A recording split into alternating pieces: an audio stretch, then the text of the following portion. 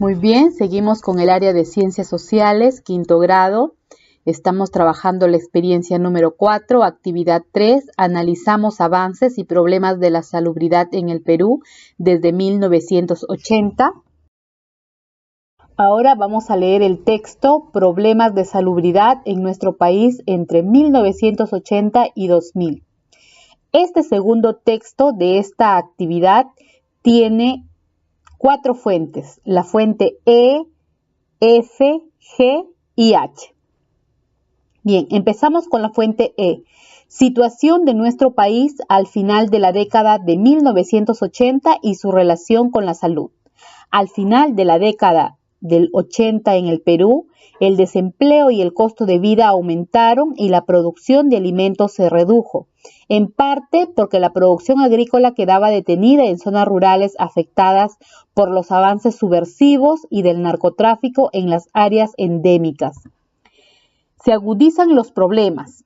Se agudizaron los graves problemas nutricionales y de saneamiento básico, agua y desagüe, que enfrentaban las familias de bajos ingresos que con respecto a la salud siempre son los grupos más vulnerables. No podría sorprender entonces que en estas circunstancias tan negativas se produjera en el país una reemergencia epidemiológica de malaria, dengue, tuberculosis y fiebre amarilla, así como la emergencia del SIDA. Y además se iniciara al término de este periodo la epidemia del cólera. Fuente F. Los servicios del agua y saneamiento básico, desagüe en nuestro país en 1990. Gráfico 1. Cobertura del servicio del agua y saneamiento a nivel urbano del Perú en 1990. Con servicio de agua tenemos un 65% y sin servicio de agua un 35%. Con servicio de saneamiento un 53% y sin servicio de saneamiento un 47%. En el gráfico 2 tenemos la cobertura del servicio de agua y saneamiento a nivel rural en 1990. Con servicio de agua 22%, sin servicio de agua 78%. Con servicio de saneamiento 6% y sin servicio de saneamiento un 94%. Muy bien.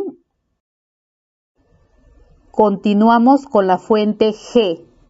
Agua y desagüe en tiempos del cólera. Según estudios realizados en plena epidemia del cólera en las ciudades de Trujillo y Piura, con 534.400 y 306.600 habitantes aproximadamente, el agua distribuida por las municipalidades era extraída de pozos, algunos contaminados por el desagüe y era insuficientemente clorada.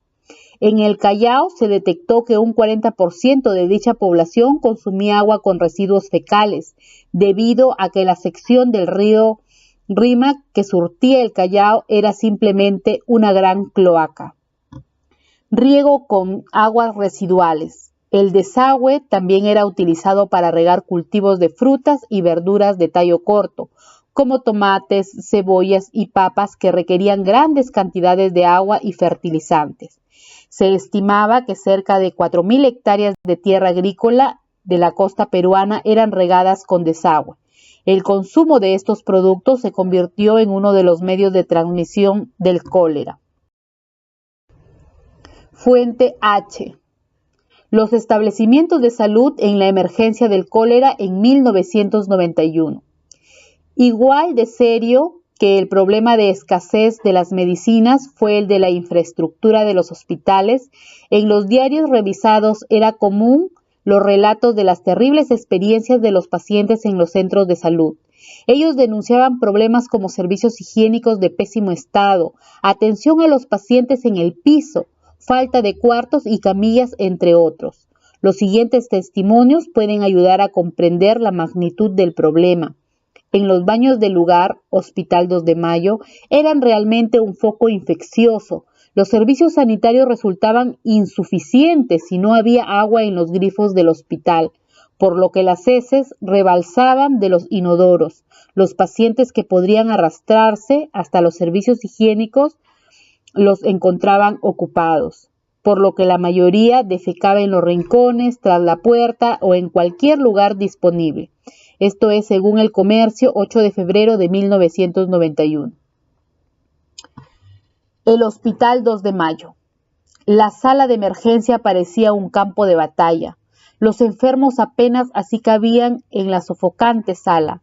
Unos estaban sentados en el suelo, otros acostados en las camas y en las camillas, y otros, muchos detenidos en el piso, tendidos en el piso.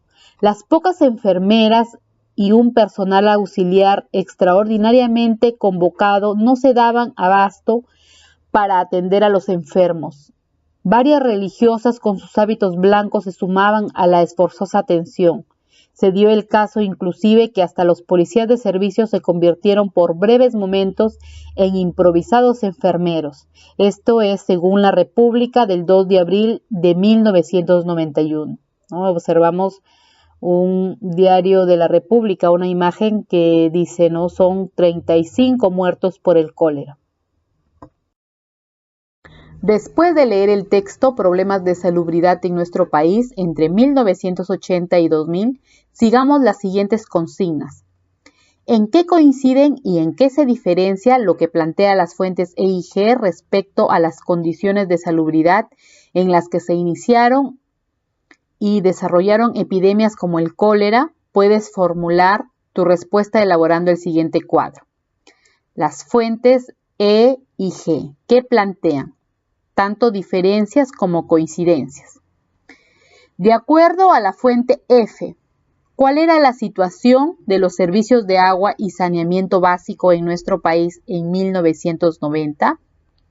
Después de leer y analizar, van a responder esta pregunta. Según la fuente H, ¿en qué coinciden los diarios El Comercio y La República respecto a las condiciones de los establecimientos de salud en la emergencia del cólera en 1991? ¿Persisten dichas condiciones en nuestros establecimientos de salud pública hoy? Entonces ustedes van a tener que leer la fuente H sobre lo que dicen estos diarios, tanto El Comercio como La República, y lo van a comparar con la situación actual de nuestros establecimientos de salud, ¿no? Luego de analizar estas fuentes y hacer una reflexión, van a responder esta interrogante. Muy bien, queridas estudiantes, hemos concluido con esta parte. En otro video seguimos con el reto.